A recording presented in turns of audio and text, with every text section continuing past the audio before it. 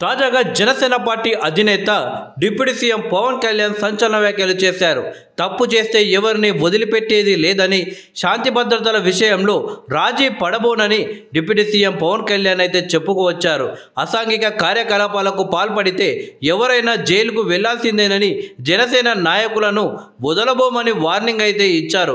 శుక్రవారం నాడు పిఠాపురం నియోజకవర్గంలో 100 కోట్ల విలువైన అభివృద్ధి పనులకు ఆయన శంకుస్థాపనలు చేశారు. రైతులకు వ్యవసాయ పనిముట్లు, మహిళలకు కుట్టు మిషన్ల పంపిణీ చేశారు. ఈ సందర్భంగా మాట్లాడుతూ ప్రధాని నరేంద్ర మోదీ, ముఖ్యమంత్రి నారా చంద్రబాబు నాయుడు నాయకత్వంలో పిఠాపురం నియోజకవర్గాన్ని అభివృద్ధి పథంలో నడిపిస్తామని తెలిపారు. కూటమి ప్రభుత్వ నాయకులమంతా సమన్వయంతో ఎన్నికల్లో ఇచ్చిన ప్రతి హామీని అమలు చేయడానికి పనిచేస్తున్నామన్నారు.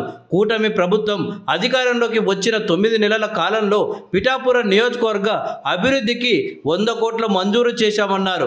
30 పడకల ఆసుపత్రిని 100 పడకలకు పెంచడం ఈ అభివృద్ధి ప్రస్థానంలో ఒక భాగమని పేర్కొన్నారు. ఎన్నికల సమయంలో ప్రజలకు ఇచ్చిన ప్రతి హామీని నెరవేర్చడానికి తమ ప్రభుత్వం చిత్తశుద్ధితో పనిచేస్తుందని ఆయన ఉద్ఘాటించారు. అసెంబ్లీ ఎన్నికల్లో ఇచ్చిన ప్రతి హామీని అమలు చేయడానికి పనిచేస్తున్నామని పవన్ కళ్యాణ్ గారు వెల్లడించారు. పిఠాపురంలో మెరుగైన వైద్య సేవలు అందించాలనే లక్ష్యంతో ఆసుపత్రి స్థాయిని పెంచుతున్నామని, దీనివల్ల స్థానిక ప్రజలకు ఎంతో మేలు జరుగుతుందని చెప్పుకొచ్చారు పవన్ కళ్యాణ్ గారు.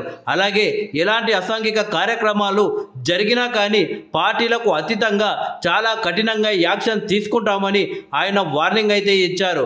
ఒకవేళ అలాంటివి ఏమైనా ఉంటే కూడా ఉన్నతాధికారులకు తెలియజేస్తే వాటిని తాము పరిష్కరిస్తామని కూడా పవన్ కళ్యాణ్ చెప్పుకొచ్చారు.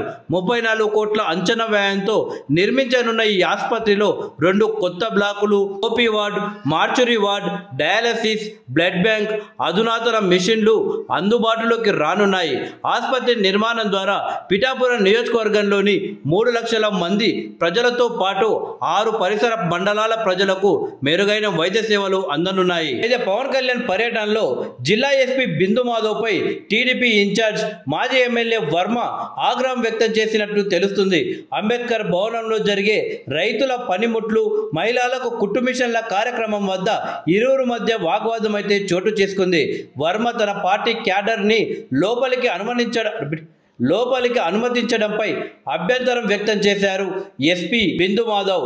లోపల అందరికీ అనుమతి లేదని, అందరికీ సరిపోదని, మీరు మాత్రమే వెళ్ళాలి అని ఎస్పీ అయితే తెలిపారు. దీంతో పిలిచి ఈ అవమానాలు ఏంటని, వెళ్ళిపోతానని ఎస్పీపై వర్మ ఆగ్రహం వ్యక్తం చేశారు. వెంటనే పవన్ కళ్యాణ్ రావడంతో వర్మను గమనించి విష్ చేశారు. దీంతో ఇద్దరు కలిసి రిబ్బన్ కట్ చేసి లోపలికి వెళ్ళిపోవడంతో వివాదం అయితే సద్దుమరిగింది.